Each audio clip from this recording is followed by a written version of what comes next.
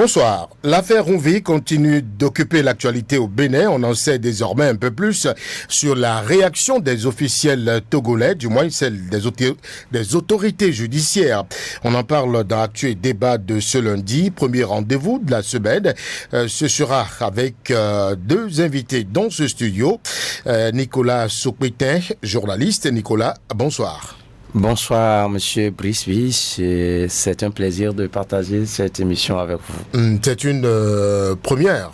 Bien sûr. La première fois que vous intervenez sur cette émission. C'est la première fois et c'est un énorme plaisir pour moi. À d'autres occasions, je venais sur la radio, mais c'est une émission de ce genre, je n'en ai jamais participé. Et quand j'ai eu l'occasion, je dis tiens, c'est important pour moi de me présenter avec vous pour faire part de mon opinion. Vous la suiviez, l'émission, avant d'y intervenir maintenant? Pas tellement, mais j'entends parler, j'ai eu des échos de l'émission. D'accord. Vous serez avec Jules Léandre Kéti, consultant média, auditeur de la Voix des Cotonois. Bonsoir et bienvenue à ce tout premier rendez-vous donc de l'actuel débat de cette nouvelle semaine.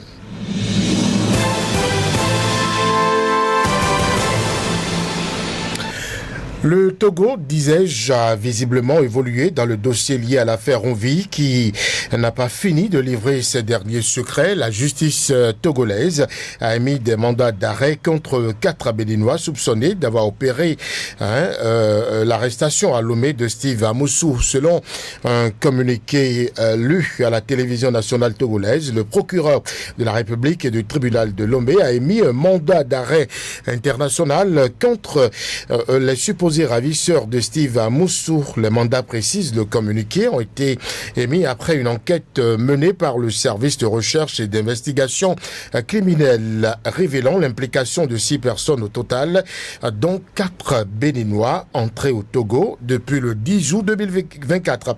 Alors Nicolas, vous avez suivi ce communiqué qui renseigne sur la réaction des autorités togolaises, réaction bien sûr tant attendue dans ce dossier depuis l'arrestation de Steve Amoussou. Première impression. Mais avant de me prononcer par rapport à ce communiqué des autorités togolaises, vous voudriez bien me permettre de dire un mot à l'endroit de tous ceux qui, dans nos pays d'Afrique, particulièrement le Bénin, pensent que la démocratie est encore possible, pensent que une voix dissonante, une voix contraire à la voix de ceux qui sont au pouvoir, ce n'est pas pour détruire, mais c'est toujours pour participer à la bonne construction des choses. Et que nous ne devons pas considérer celui qui a l'opinion contraire toujours comme étant un opposant ou carrément... Ça pourrait être une voie constructive. Voilà. Et aussi, je voudrais aussi saluer la mémoire donc de tous ceux qui œuvrent pour la restauration donc de l'opinion contraire, de la critique qui permettra de construire nos pays, nos nations et particulièrement le Bénin. Ceci dit, cette réaction des Togolais dans ce dossier, quoique tardive, valait quand même la peine. Parce que sur d'autres émissions, nous avons eu à maintes reprises rappeler aux autorités togolaises et que ce n'est pas possible que quelque chose de ce genre, tel que ça s'est produit de toutes les façons, puisse se faire sans rien. Et que leur silence les rend coupables. Nous étions à dire que si entre-temps on n'arrivait pas donc à avoir cette réaction des Togolais, en tout cas des autorités togolaises, cela porte à croire à quelque chose de bien malveillant qui n'augure pas d'une sécurité des uns et des autres de part et d'autre des frontières. Alors, si cette réaction arrive, comme c'est le cas, et on ne peut que se féliciter de l'en avoir. Cela démontre de ce que les autorités togolaises ont pris tout leur temps, ne sont pas tombés dans l'euphorie, ils ont fait le travail de fourmi qu'il faille faire avant de se prononcer. Et ça, effectivement, comme ils ont su le faire, justement, c'est un travail qui devrait relever de la justice togolaise, et ce fut le cas, c'est tant mieux.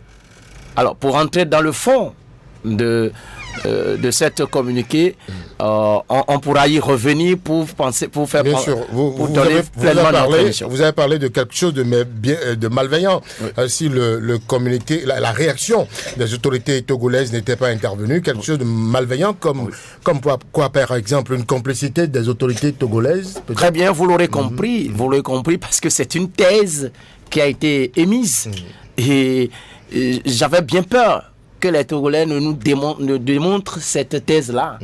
Eh bien, en faisant cette réaction, quoique tardive, je le disais tout à l'heure, en tout cas, il donne la preuve que cette thèse ne pourrait pas être plausible et elle ne devrait normalement pas l'être. Julien Kéti, bonsoir. Bonsoir Brice Laïchidi, bonsoir à tous. Vous avez suivi la réaction des autorités judiciaires togolaises dans ce dossier qu'on pourrait appeler dossier Frère Ronvi. Votre première réaction? Je pense que tout observateur devrait partir d'abord des certitudes qui étaient comme des appréhensions pour nous et qui sont devenues des certitudes, c'est-à-dire qu'on a la preuve maintenant que les autorités togolaises ne sont pas en phase avec celles béninoises. En tout cas, c'est vrai que le gouvernement béninois n'a pas parlé. Les autorités judiciaires béninoises ont fait ce qu'elles doivent faire dans la procédure. Et que ce soit l'avocat de Steve Amoussou, que ce soit les médias nationaux et internationaux, que ce soit les acteurs de l'opposition ou acteurs de la mouvance présidentielle au Bénin qui sont prononcés sur la question, personne n'était à même de nous dire qu'est-ce que le Togo pense de cette situation, alors qu'il y a eu des pistes, des hypothèses qui ont été avancées, comme certains ont dit oui, c'est un accord avec les autorités togolaises que cette interpellation a été faite. D'autres ont estimé que c'est en violation du territoire du Togo que ça a été fait, et que mais l'avocat de Steve Amoussou avait dit quelque chose de très bien, qui était donc digne d'un juriste avéré. Il a dit que lui il ne peut pas s'aventurer sur le terrain de la violation de quelque loi que ce soit concernant le Togo tant que les autorités togolaises ne se serait pas prononcé. Maintenant, il faut nuancer. Du côté du Togo, c'est le procureur de la République qui est intervenu pour rendre compte des fruits des enquêtes ou de faire un point d'étape des enquêtes qui ont été faites à ce niveau. Sans avoir noté de l'accusation directe à l'encontre des autorités béninoises, le procureur du Togo s'est contenté de dire les enquêtes préliminaires à cette étape m'ont donné à savoir qu'il y a des gens qui ont été donc au cœur de cette interpellation, que le procureur de la République du Togo n'approuve pas. La preuve, la justice togolaise met aux arrêts un certain nombre de personnes soupçonnées d'avoir été complices de ceux qui ont pris Steve Amoussou. Et ils ont demandé, nous parlons droit là, ils ont lancé des appels, des mandats d'arrêt contre des individus en précisant leur nationalité. À aucun moment, le procureur de la République de Lomé n'a évoqué un conflit diplomatique. C'est la dimension politique et diplomatique de la chose, et c'est le gouvernement togolais qui peut en parler. Moi, je ne voudrais pas me permettre de dire, c'est déjà la preuve qu'il y a un conflit entre le Togo et le Bénin. Un État, quand on dit le Bénin, c'est l'État dans sa globalité. On dit le Togo, c'est l'État dans sa globalité. Les deux gouvernements ne se sont pas encore prononcés. Vous savez, au niveau diplomatique et politique, les deux gouvernements peuvent se parler. Et l'action du procureur de la République du Togo peut se limiter à la recherche d'individus qui ont agi escalité et qui sont appelés à y répondre. Cette action n'a pas évoqué de conflit diplomatique, vous l'avez souligné, mais le communiqué a stipulé qu'il y a eu violation du code pénal et des accords de coopération. Mais il y a eu violation du code pénal et violation des accords de coopération. Il faut bien qu'on mette, c'est ce qu'impose la démarche juridique et judiciaire, il faut mettre la main sur les personnes mises en cause d'abord et établir leurs relations fonctionnelles et hiérarchiques avec les tenants du pouvoir d'État au Bénin pour savoir qu'ils ont reçu des instructions pour agir comme tels. Vous savez, vous êtes béninois comme moi. Vous pouvez, par exemple, vous traverser la frontière du Bénin maintenant, aller sur le territoire togolais, poser un acte qui va porter un coup à l'esprit de bonne coopération entre le Bénin et le Togo. Mais du fait que vous êtes béninois, on peut dire, il y a un risque de conflit diplomatique, mais après, quand on met la main sur vous, on vous interroge, on établit, si vous déclarez, ou bien on fait les enquêtes, on se rend compte que vous avez reçu des instructions de l'État béninois pour agir comme tel, on pourra établir maintenant définitivement la décision, l'option délibérée de l'État béninois de violer les règles de coopération avec le Togo ou vice-versa. Donc, je dis, il y a le risque de conflit diplomatique, mais on n'est pas encore en présence de tous les éléments constitutifs d'une telle qualification, et je pense qu'on a tout intérêt, de part et d'autre, du Bénin comme du Togo, à nous concentrer sur la dimension purement judiciaire de la chose. Ce sont des individus, ils ont leur nationalité, d'accord, mais imaginez par exemple la dame que la justice togolaise soupçonne d'avoir aidé à interpeller Steve Amoussou. Tant qu'elle n'est pas jugée, ce qui est porté à sa charge peut tomber. Le conducteur de taxi-moto dont on parle. Et puis, bon, il y a des questions que des spécialistes des renseignements, par exemple, se sont posées. Moi, j'ai échangé avec certaines personnes qui se sont dit, mais comment ces personnes interpellées par la justice togolaise ont pu avoir autant de précisions sur ceux qui sont les présumés auteurs de cette arrestation en terre togolaise. Parce que le minimum que ces spécialistes des renseignements savent, c'est que lorsque des gens se déportent d'un pays vers un autre pour faire une telle opération, mais ceux qu'ils utilisent jusqu'à un conducteur de Zémidia, ils vont quand même pas lui donner toutes les informations sur leur identité, sur leur fonction par ici, sur le temps qu'ils ont passé sur le territoire et sur ce qu'ils sont venus faire. D'accord?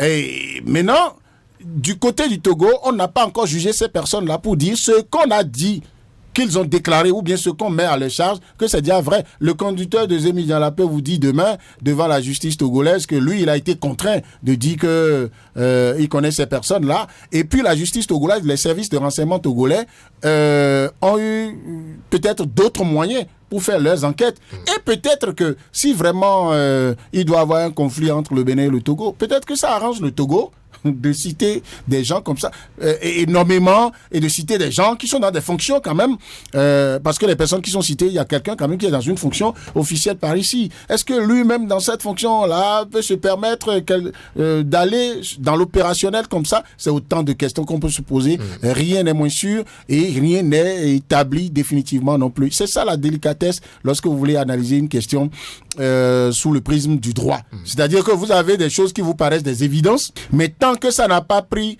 la force de choses jugées, vous n'êtes pas autorisé à affirmer qu'il en est ainsi.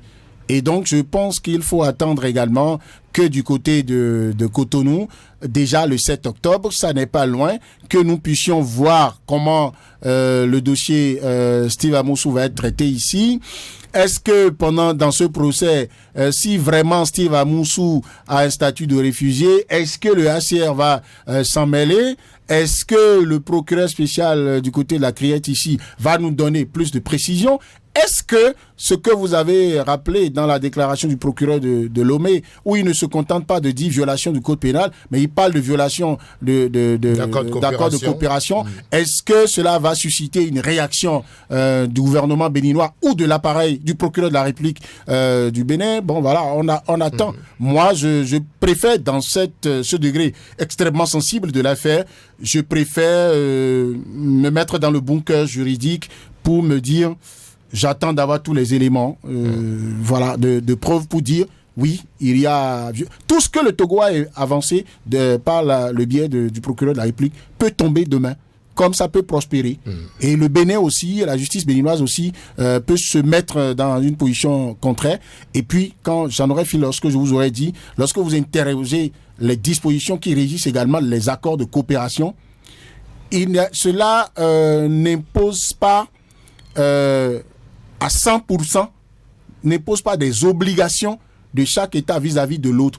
C'est-à-dire ce n'est pas parce qu'il y a accord de coopération que tous les actes que Cotonou doit poser doivent être déterminés, doivent plaire à Lomé, ce n'est pas non plus que tous les actes à 100% que Lomé doit poser doivent plaire à Cotonou. Il peut y avoir divergence entre les deux pays et chaque pays va faire parler sa souveraineté sans que le juste milieu qui permet que le droit international puisse prévaloir ne soit pas attaqué. Nicolas, c'est une réaction des autorités judiciaires togolaises qui va sans doute obliger celle des autorités béninoises. On a déploré en temps le silence des deux côtés.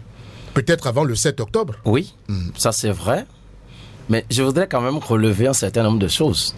Déjà, c'est bien déjà de reconnaître qu'il y a un risque de conflit diplomatique.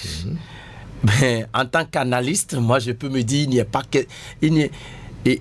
c'est une évidence, à ma foi, que ce conflit se déclare ou naisse, ou qu'il soit déjà né. Pour plusieurs raisons. Je suis dans l'analyse. D'abord,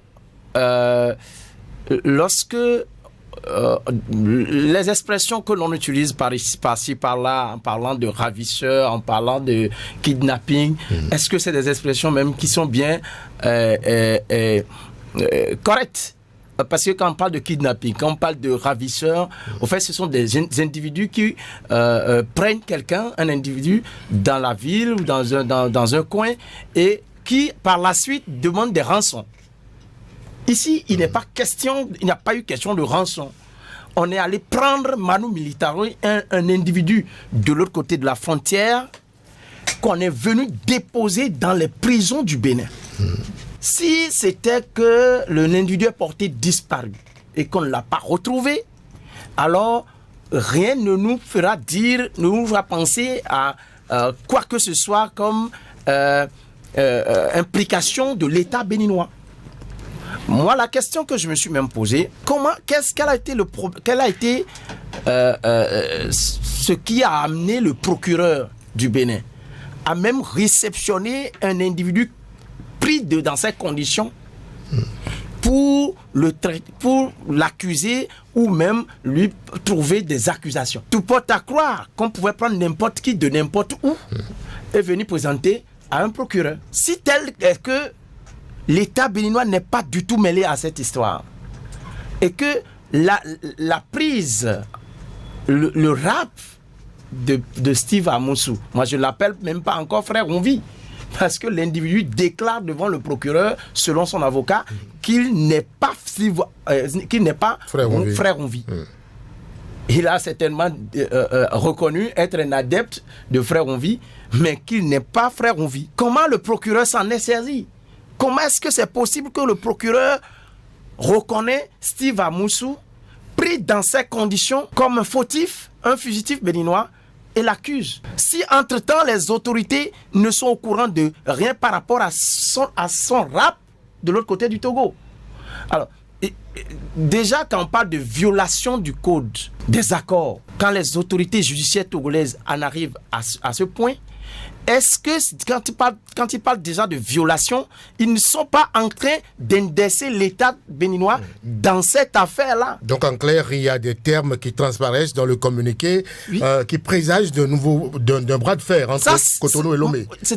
Je vous cite un auteur, René Descartes, ne rien accepter pour vrai que lorsque vous paraissent plus clair et si distinct. Alors ça, c'est une évidence. On ne peut pas dire actuellement ou aujourd'hui que l'État, en tout cas que les autorités togolaises ne sont pas encore en train d'accuser l'État béninois. C'est déjà clair. Bon, pour ma foi, c'est ça quoi. On ne peut pas dire le contraire. D'accord. Jules Léon. Bon, vous demandiez tout à l'heure la réaction des autorités béninoises. Ça ne devrait pas tarder. Ça ne devrait pas tarder. Parce que jusque-là aussi, ce silence-là posait problème. On avait accusé, parce qu'il était question de sécurité des individus au Togo. Je ne suis pas encore totalement satisfait même de la démarche des autorités togolaises. On doit nous montrer aussi, bon ça c'est peut-être une cuisine interne à eux, je sais, mais la police togolaise, il doit avoir un problème que les autorités togolaises doivent régler. Parce que c'est incroyable du point d'arrêt de Steve Amoussou jusqu'à son arrivée à la frontière du Bénin. C'est incroyable qu'on puisse réaliser une telle opération de cette façon-là sans qu'aucune autorité policière du Togo ne soit informée de rien. Qu'est-ce qui s'est passé? Je reste encore sur ma soif par rapport à cette réaction togolaise. Et là aussi, comme le disait M. Jules tout à l'heure, en évoquant le fait que ce n'est que les autorités judiciaires togolaises qui ont réagi, il faille une réaction politique, du côté de la politique, je crois que c'est aussi nécessaire. C'est nécessaire, Julien Kéti. Est-ce que la police républicaine exécutera l'ordre de l'Interpol? Mais là encore, j'insiste sur quelque chose. Le fonctionnement de Interpol, je veux dire toute la police internationale, est soumis à un certain nombre de règles. Ce n'est pas parce que un État, d'accord, parti à cet accord, demande l'extradition d'un individu que ça se fait automatiquement. L'État auquel l'État tiers auquel c'est demandé reçoit la notification, l'étudie et étudie le statut de ceux dont on demande l'extradition. Là où nous sommes actuellement, le procureur de la République de Lomé a dit il y a eu mandat d'arrêt contre ces personnes-là. La police béninoise ne nous a pas encore dit qu'elle est en possession de cette demande formelle. Donc les autorités judiciaires béninoises doivent pouvoir sortir. C'est pas nous qui leur imposons un agenda pour sortir. Comme d'ailleurs la justice béninoise et les autorités béninoises n'ont pas été capables d'imposer aux autorités togolaises le timing dans lequel elles doivent sortir. Regardez tout le temps que la justice togolaise a mis pour parler. Alors que dès qu'il y a eu l'interpellation et la déportation de Steve Amoussou, quand même toutes les informations que nous avions faisaient état de ce que, au moins dès que la rue dans laquelle il a été pris, les gens ont certainement alerté la police. On dit que la dame qui a été interpellée là était dans les environs, donc c'est la population qui l'a livrée à la police. Ça veut dire que même si en amont la police togolaise n'avait pas les renseignements, à partir de l'interpellation de M. Amoussou, la police togolaise a été informée. Elle a dû faire rapidement d'abord dans l'urgence les nécessaires pour rattraper ceux qui ont pris Steve Amoussou. Elle n'a pas pu les rattraper. Pour moi, ce n'est rien d'extraordinaire. Même dans les pays les plus sécurisés, il arrive que d'un État à un autre, en tout cas selon le tracé des territoires, qu'on arrive à prendre des gens sur un autre territoire. Maintenant, une police, c'est pas, elle n'est pas une institution divine, hein. Il y a parfois des failles. Et même les failles dont vous parlez, qui visiblement devraient, selon vous, faire l'objet de sanctions, hein, de la part des autorités togolaises à l'encontre des autorités policières togolaises, peut-être que tout cela est en cours. Donc pour moi, de Cotonou, je peux pas les accuser de ne pas le faire dans le bon timing. Et puis, avant que le procureur du Togo ne sorte, mais il y a dû avoir des échanges. Il y a seulement non seulement les enquêtes, on dit procureur de la République, ça veut dire qu'il a dû prendre l'avis de son garde dessous, du ministre de tutelle, ton ministre de la Justice. Oui. D'accord ? Certainement. Parfois, vous avez les autorités judiciaires qui peuvent déclencher des actions sans même demander l'avis des autorités politiques. Le droit leur en donne l'autorisation. Mais quand ils veulent déclencher les actions, dès qu'ils veulent faire de la publicité là-dessus, tout compte fait, dès qu'ils veulent faire une sortie médiatique là-dessus, il y a la passerelle pour interroger les autorités politiques qui peuvent leur dire, vous pouvez parler, mais vous pouvez rester dans telle limite, parce que les consultations diplomatiques continuent de se faire. Il y a une ambassade, il y a des échanges diplomatiques entre le Bénin et le Togo. Moi, je pense que depuis que cette affaire de Steve Amoussou a commencé, je ne pense pas que le Togo et le Bénin ne se soient pas parlé. D'accord ? Et quand il s'agit de diplomatie, les premiers coups ne sont pas dehors. D'accord ? Maintenant, pour la souveraineté du Togo, pour la crédibilité de l'image de l'État togolais, c'était peut-être nécessaire que le procureur sorte ainsi, hein, pour affirmer l'indignation de la justice togolaise, hein, que les choses se soient passées qu'ainsi. Mais j'insiste pour dire que vous pouvez même avoir des autorités politiques d'un pays qui lancent des pics aux autorités d'un autre pays, et que les déflagrations diplomatiques et politiques que nous attendons ne puissent pas arriver. La presse, je sais, elle est aux aguets. On veut bien que là maintenant le ministre de la Justice togolais commence par parler, que le porte-parole du gouvernement togolais parle, qu'il y ait réplique de Cotonou, que pourquoi pas le président Faure Gnassingbé parle et que on se mette à jaser pour attendre une réplique de Patrice Talon. Mais moi, je ne pense pas que cela puisse arriver. Vous savez, c'est pas aujourd'hui qu'il y a des situations qui pouvaient nous amener à dire qu'il y aurait conflit diplomatique entre le Bénin et le Togo. D'accord ? Vous avez vu comment entre le Niger et le Bénin, pour des affaires dont on nous a suffisamment gavé d'informations, se sont lancés des pics. Mais vous étiez encore là quand vous n'avez rien compris à comment ça s'est passé et les deux autorités parlent moins. Et aujourd'hui, il y a l'ambassadeur du Bénin près du Niger qui est allé s'installer là-bas. Il n'est pas inquiété.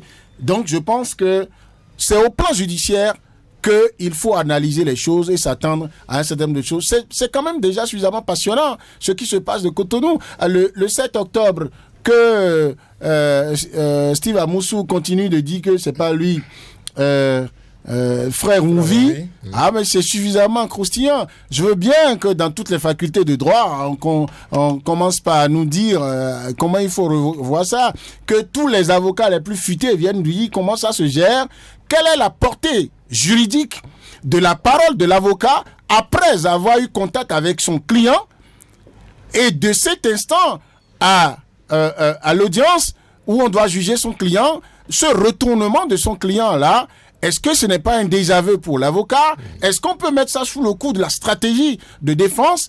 Parce que moi, j'ai entendu très clairement Maître Baparapé, qui n'est pas né de la dernière pluie dans cette profession-là, dit clairement, oui, mon client, c'est Steve Amoussou, alias Frère Ouvi. Je ne veux pas m'intéresser à tous les acteurs politiques qui estiment que Steve Amoussou est des leurs et que c'est Frère Ouvi. Ceux qui ont donné l'alerte ont dit c'est Frère Ouvi.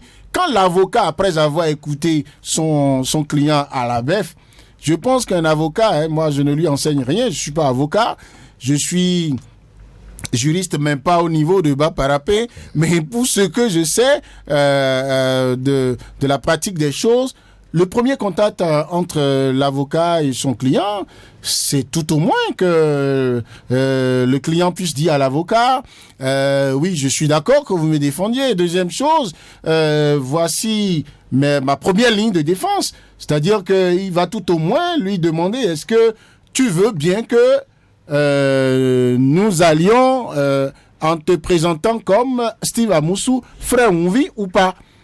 Bon, maintenant, si l'avocat va parler comme ça et que après devant le procureur il dit que ce n'est pas lui, frère Ouvi, est-ce que on peut considérer que tout ce que l'avocat avait dit avant, l'avocat étant quelqu'un dont la parole peut être considérée à un certain pourcentage comme celle du client, est-ce qu'on peut considérer que la parole de l'avocat ça ne valait rien et que bon maintenant c'est Steve Ouvi qu'il faut écouter, et ce que Steve Amoussou dit peut tomber aussi. On peut réussir à lui prouver le contraire. Mais si jamais c'est prouvé que c'est pas lui Ouvi, ou bien on n'a pas pu prouver que c'est lui frère Ouvi, ça fait un cas d'école également qui va être étudié. Moi, je suis passionné de savoir ce qui va se passer. Mais je prie de tout mon cœur que entre les autorités togolaises et béninoises, on puisse se parler. Il n'y a pas bruit. Et qu'il n'y ait pas bruit. Parce qu'il y a eu des situations plus sensibles que ça, et puis on a pu gérer ça. Qui parle diplomatie ne dit pas absence de conflit. Et c'est parce que il y aura des conflits qu'il y a diplomatie. Et la diplomatie a pour objet d'anticiper et de régler les conflits quand ça arrive, et de porter une dynamique de coopération, d'entente sur l'essentiel. Donc, la diplomatie ne signifie pas que le Togo ne va jamais accuser le Bénin, que le Bénin ne va jamais accuser le Togo. Et le simple fait qu'un pays accuse l'autre ne signifie pas qu'on est déjà dans un conflit diplomatique. Merci. Je comprends la ligne d'argumentaire de mon vis-à-vis qui estime que les signes avant-coureurs sont déjà là. Et pour lui, je respecte sa conviction que la fumée qui est en train de sortir va produire inévitablement le feu. mais j'exerce mon droit également de penser que entre-temps, avant que cette fumée ne se transforme en feu, les sapeurs-pompiers passeront. Merci Jules Léandre Kéti. Avant la réaction des autorités judiciaires togolaises, c'est la société civile togolaise qui a donné de la voix dans une déclaration en date du 22 août. Ces associations ont exprimé leur vive indignation et condamné fermement ce qu'ils qualifient de rapt de Steve Amosso. Nicolas Sopetin, vous avez lu également ce communiqué de la société civile togolaise. Enfin, c'est venu en temps opportun, bonne réaction de la société civile togolaise. Ah ben oui, ah oui, parce que c'était incompréhensible qu'on puisse venir chercher un individu sur le sol, sur leur territoire de cette façon-là. Alors, si je m'en tiens à se communiquer, et plus encore l'entretien qu'un de ses membres de la société civile togolaise a pu accorder à un journaliste sur de la place, qui évoquait clairement la thèse du deal entre les autorités politiques togolaises et celles du Bénin. Je pense que il fallait cette réaction de la société civile togolaise pour, pourquoi pas, stimuler ou même mettre la pression sur les autorités, aussi bien judiciaires que politiques, à quand même nous apporter leur point de vue par rapport à ce qui s'est passé. Parce que ce serait tomber dans un pays ou dans des pays où personne n'est en sécurité finalement. Vous pensez que sans cette réaction de la société civile togolaise, il y aurait pas, par exemple, ce communiqué des autorités judiciaires? Il y aurait peut-être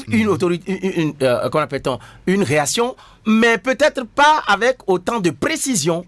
Parce que ce qui s'est passé, c'est-à-dire, ayant pris autant de temps, excusez-moi, il fallait bien fouiller pour apporter des éclaircissements par rapport à ce qui s'est passé. Je pense que ce qui peut-être nous a manqué, nous autres, en tant que société civile ici au Bénin, c'est peut-être aussi nous lever contre ça, puisque, entre-temps,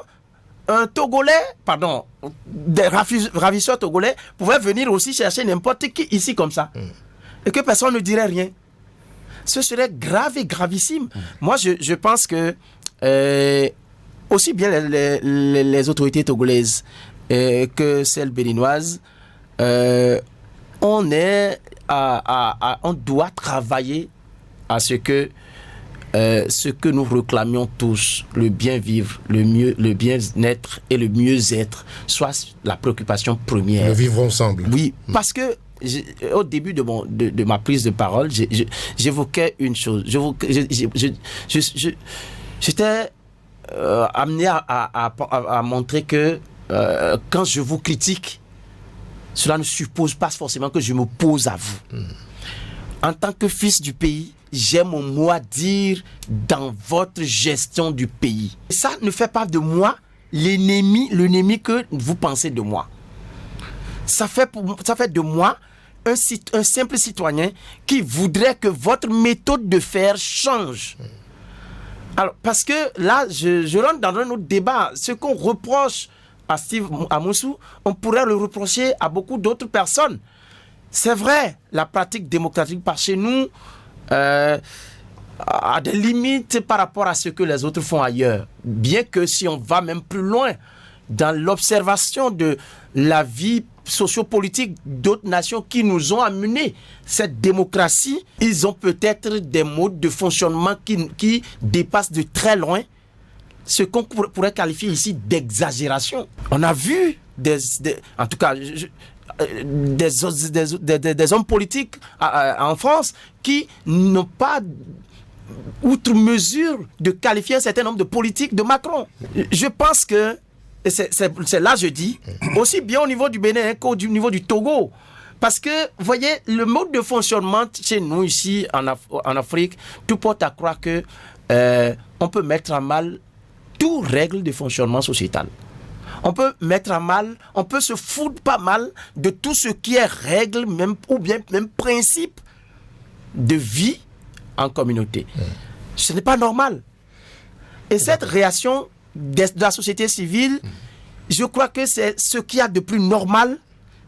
Et ici au Bénin, je ne sais même pas pourquoi est-ce qu'on se tait jusque-là, parce que, au fait, il faut donner de la voix pour faire penser à l'autre que on n'est pas toujours d'accord avec ce qu'il fait. Et ça, si on le dit, ce n'est pas parce qu'on est contre lui, c'est parce qu'on veut toujours participer. Et ça, j'ai écouté une analyse d'un auteur politique d'un acteur politique dans un autre pays qui disait que, au fait, l'expression opposition chez nous est une expression malveillante, est une expression qu'on nous a inculquée et qui détruit même le sens de la participation que chacun devrait avoir dans la construction d'une nation, dans la construction d'une patrie, dans la construction pour aller au développement comme nous le voulons.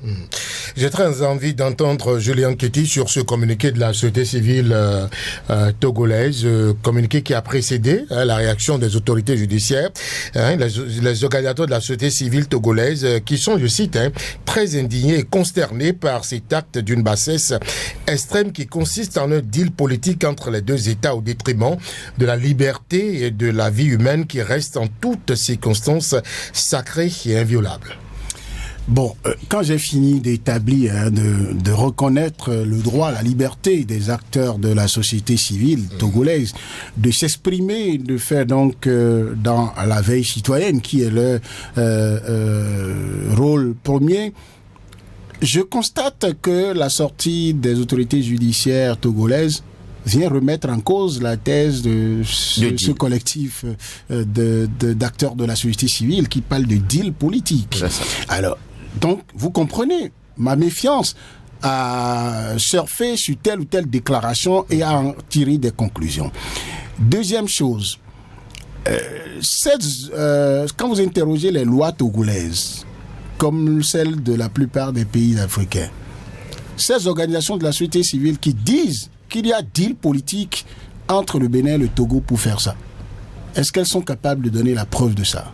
Si une action judiciaire est enclenchée contre ces personnes, qu'est-ce qui va se passer? Bref, moi j'ai envie de vous dire, tout ça c'est l'expression de la démocratie, mais j'ai une conception, moi, de la démocratie qui m'amène à être choqué par certaines réactions lorsque on veut appliquer la loi aux gens. La démocratie, pour moi, ça va jusqu'à la liberté que vous avez de descendre dans la rue, de trouver quelqu'un, de le gifler. Non, attendez. Puisque à l'instant, vous pensez que vous voulez le gifler, la personne ne sait pas. Et comme on n'a pas créé de cloison entre vous quand vous voulez vous dépasser, on vous dit vous devez circuler librement. Il lui est loisible de passer à côté de vous comme vous pouvez le faire. Mais quand vous le giflez, la démocratie veut que vous soyez prêts à répondre, à subir les conséquences lorsqu'on pose un tel acte. Et pour qu'on vous applique les conséquences, la démocratie a permis qu'on établisse des lois que des assemblées nationales, des parlements votent, qui passent par le contrôle de la constitutionnalité et qui sont promulguées. Et à partir du moment où ces lois sont promulguées, leur application fait partie intégrante de l'exercice de la démocratie. C'est-à-dire quoi? Quand nous mettons de côté le débat sur le mode opératoire qui a conduit à l'interpellation de Steve Amoussou, quand vous arrivez sur le terrain de ce qu'on lui reproche, si tant est que c'est lui, frère Mouvi, dans cette hypothèse-là, ce qu'on lui reproche, mais c'est pas parce que la démocratie, telle que ça s'applique en France, telle que ça s'applique aux États-Unis, ce n'est pas parce qu'il y a une forte dose de composantes de cette démocratie-là qui est importée que nous sommes obligés au Bénin de laisser tomber, quand on veut appliquer les règles de démocratie, de laisser tomber les lois que nous nous sommes données, les limites que ces lois imposent, pour aller dire, comme on gifle Macron là-bas, comme Donald Trump reçoit des coups de gifle, et là encore on n'a pas la preuve même que ces personnes ne sont pas jugées ou ne sont pas interpellées. Et donc il faut que au Bénin ici, quelqu'un se permette de dire que le président de la République est mêlé à des affaires de drogue et qu'on ne l'interpelle pas. Ce n'est pas tout ce que que frère Mouvi a dit, d'accord, qui est soupçonné d'être Steve Amoussou qui est soupçonné d'être frère Mouvi. Ce n'est pas tout ce que frère Mouvi a dit là qu'on a récupéré pour trouver des chefs d'accusation contre lui, contre Steve Amoussou. Certainement que c'est une partie de ces chroniques qui sera donc utilisée comme preuve pour l'accuser. Et à partir du moment où les signes sont là qu'il va avoir droit à un procès équitable parce qu'il a droit à un avocat, il a accès à son avocat, il a sa ligne de défense, et puis il est devant une juridiction qui est reconnue chez nous. Chez nous, il y a démocratie, mais la démocratie là dit que vous et moi, ce que nous sommes en train de dire à ce micro-là, que personne nous empêche de dire, qui est déjà une expression de la démocratie, c'est que si je me mets ici maintenant à dire d'un autre Béninois, le plus simple qu'il soit, qu'il ait un enfant bâtard, je quitte ici, on me donne une convocation, je me présente. Si je ne donne pas des garanties de représentation, c'est-à-dire que s'il y a risque que je quitte le territoire ou que je ne puisse pas me présenter, on me prend, me met en détention préventive, on m'amène devant une juridiction et on me donne la possibilité, jusqu'au moment où la sentence est prononcée, de me défendre et de m'en sortir. Il y a des gens pour qui, au sujet de qui on trouve même des évidences par rapport à une infraction commise. Et mais parce qu'ils ont un bon avocat qui les défend bien, ils obtiennent l'acquittement. C'est-à-dire les suffisances de preuves pour établir l'inculpation qui, visiblement, pour le citoyen lambda et pour tout le monde, était donc établie. Donc à partir de ce moment, moi j'estime qu'on n'a pas encore un problème lié à la démocratie lorsque quelqu'un est appelé à se justifier. Il faut même s'en réjouir. Et c'est là où je n'avais pas compris le comportement des opposants. Si moi, je suis à leur place, je prends le bout des droits de l'homme. Parce qu'un acteur politique a besoin de défendre ça aussi. Je cherche à savoir, est-ce que les droits de Steve Amoussou dans cette procédure sont respectés? Et la partie qu'on a fini de dénoncer, à savoir la manière dont il a été interpellé. Et dans chaque parti politique, il y a ce qu'on appelle les cercles de qualité, les commissions techniques. Il y a des juristes au sein de ces formations politiques. C'est ceux-là qui sortent, qui donnent une conférence de presse de façon claire et qui disent voici les failles qu'il y a dans la manière dont on a interpellé. Et nous estimons que Steve Amoussou est un des nôtres et nous demandons aux avocats qui doivent le défendre de soulever ces exceptions et ces ratés, ces vices-là, dans la procédure. Et nous demandons à l'État béninois de veiller à ce que l'intégrité physique de Steve Amoussou ne soit pas touchée. Je pense que tout cela est respecté maintenant. Donc, qu'on en fasse, qu'on tire des conclusions, mais regardez les acteurs politiques eux-mêmes, qui sont empressés de dire, c'est Steve Amoussou, c'est Frère Ounvi, c'est lui qui fait des chroniques qui dérangent le pouvoir. Et c'est pourquoi nous demandons à tout le Bénin de se lever pour aller à la criette. Donc, comme pour aller violer le droit de la justice de connaître d'une affaire. Et voilà que l'intéressé que vous avez appelé Frère Ounvi, que vous voulez défendre pour les chroniques de Frère Ounvi, dit je ne suis pas Frère Ounvi. Donc ça veut dire que ce soit acteur politique, que ce soit acteur de la société civile, moi je respecte leur décision d'intervenir. Comme ça c'est fait au Togo. Je ne sais pas pourquoi ça n'a pas été fait au Bénin. Je ne suis pas prêt à réclamer de la société civile béninoise de réagir parce que le silence adopté par la société civile béninoise peut être sa manière de se prononcer. Justement, je voudrais demander à Nicolas, la société civile béninoise est restée jusque-là muette dans son ensemble. Pourquoi ce mutisme alors que des voix s'élèvent de partout pour dénoncer une violation des droits de personnes humaines dans cette affaire? Bon, vous permettez que je revienne un peu en arrière par rapport à un certain nombre de Allez-y, rapidement, propos de mon vis-à-vis. Dans l'affaire Steve Amoussou, parce que moi je ne parle plus désormais de Frère Ounvi parce que c'est sa parole contre la mienne. Si je détiens les preuves que c'est Steve Amoussou qui est encore Frère Ounvi, je n'ai qu'à me rapprocher de la justice et les déposer. Non, excusez-moi, permettez que j'interfère un peu dans ce que vous dites. Oui. Est-ce que vous reconnaissez au moins que nous tous, on s'est plantés en se permettant de l'appeler Frère Ounvi en se précipitant pour l'appeler Frère Ounvi avant que d'apprendre que lui-même dit qu'il n'est pas. Donc, c'est ce que je vous dis. Je dis que donc je pense que oui, je suis d'accord. Mais lui qui. Mais il y a comme, excusez-moi, il y a un peu comme que nous tous on s'entend pour jouer les malins. Très peu de personnes s'attardent à dire, à faire le mea culpa pour dire nous tous, nous avons méconnu le degré de réserve qu'il fallait avoir dans cette procédure. Oui. Et c'est ça qui devrait être attirer l'attention aussi bien des acteurs de la société civile. Mais les premières informations que nous avons eues par rapport à ceux qui ont dénoncé l'arrestation, c'est que c'est Frère Ounvi. Mais il se fait que l'individu même qui est pris, dit n'être pas Frère Ounvi. Moi je suis qui? pour lui dire qu'il est frère en vie. Et là, vous avez vous-même dit tout à l'heure que ça va faire école. Il appartient à la justice d'abord de démontrer que Steve Amoussou c'est en vie. Et donc, il faut que prochainement, lorsqu'il y a des cas comme ça, que ce soit professionnel des médias, que ce soit analyste et que ce soit acteur politique, acteur de la société civile, qu'on puisse s'en tenir au respect des procédures, y compris avoir des éléments techniques qui nous permettent de dire celui qui est supposé être frère en vie. Bon, je ne fais pas de la fixation sur votre personne. Mais c'est que je vois tout le monde. Il a suffi d'entendre que Steve Amoussou dit que c'est pas lui en vie. Et là, j'ai lu même des articles de médias qui maintenant disent, on se contente de dire Steve Amoussou. Et on ne dit plus frère on vit. Bon, mais justement, c'est là le problème. Et c'est pourquoi tout à l'heure, au début, je disais, mais donc que les démocrates, les férus de la démocratie puissent savoir également. On va Nicolas, vous écouter sur. Comment alors le procureur même se saisit d'un pareil sur le mutisme de la société civile. Comment alors le procureur de la République se saisit d'un pareil dossier, vu la manière dont déjà ça a été. Vu la manière de l'interpellation. Non, mais ce que vous dites n'est pas juridiquement correct. C'est-à-dire qu'on peut amener à un procureur. Oui. Donc un procureur peut lancer une enquête contre quelqu'un sur la base de soupçons. D'accord? Oui. Jusqu'à ce que vous retrouviez devant un procureur. Mais d'accord? Attendez. Oui. La manière dont il a été même interpellé peut être attaqué devant le procureur. Ça peut être l'élément qui va permettre que Steve Amoussou s'en sorte sans être condamné.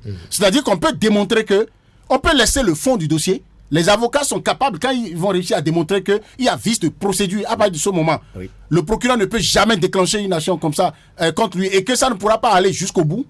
La justice peut décider de les libérer. Donc, en fait, ce n'est rien. Je dis que... Nous n'allons, s'il vous plaît, nous n'allons pas nous attarder sur... Ceci dit, de toutes les façons, trêve de polémique. Il appartient à la justice. C'est à quoi que vous recommandez que le procureur devrait dire de la manière dont vous l'avez arrêté, donc moi je ne le reçois pas. Non mais puisque à Steve Ronvi on ne reproche rien, c'est à Steve Amoussou on ne reproche rien, c'est à Ronvi on reproche quelque chose. Nicolas Sopetin, on va pas nous attarder sur... Maintenant, je dis, cette société civile est gangrénée par quelque chose qui désormais est le quotidien des Béninois, c'est la peur de s'exprimer. La peur de dire un certain nombre de vérités. Qu'est-ce qui veut le faire dire? Ah non, mais justement parce que il n'est pas rare désormais quand les gens s'expriment et dire certaines... Les médias font partie de la société civile. Lui s'exprime déjà. Non, mais donc la société civile s'exprime. Non, s'il vous plaît. On a même reproché à l'opposition comment appelle-t-on, une action plus virile ou encore sur d'autres médias. On a reproché un certain nombre de choses. J'ai dit, il y a un problème actuel au Bénin, c'est ça. On a peur de dire un certain nombre de vérités. Et s'il vous plaît, en venant tout à l'heure ici, bon nombre d'amis m'ont appelé. Fais attention à ce que tu veux dire. Fais attention à tes prises de position. Et ça, s'il vous plaît, c'est aujourd'hui connu de tout le monde. Ils n'ont pas tort de vous le demander. Fais attention, ne signifie pas ne pas parce que justement, non mais on connaît le Bénin. Le Bénin n'est pas né hier. On sait comment on avait l'habitude de dire ou de dénoncer avec quel verbe un certain nombre de choses. On a vu une certaine société civile ici.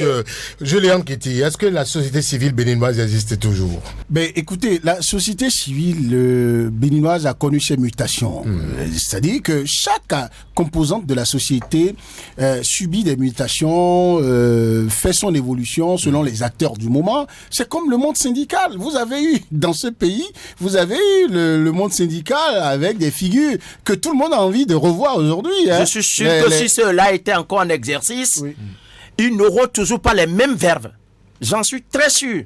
D'ailleurs, il y en a encore parmi eux qui vivent, qui sont en vie.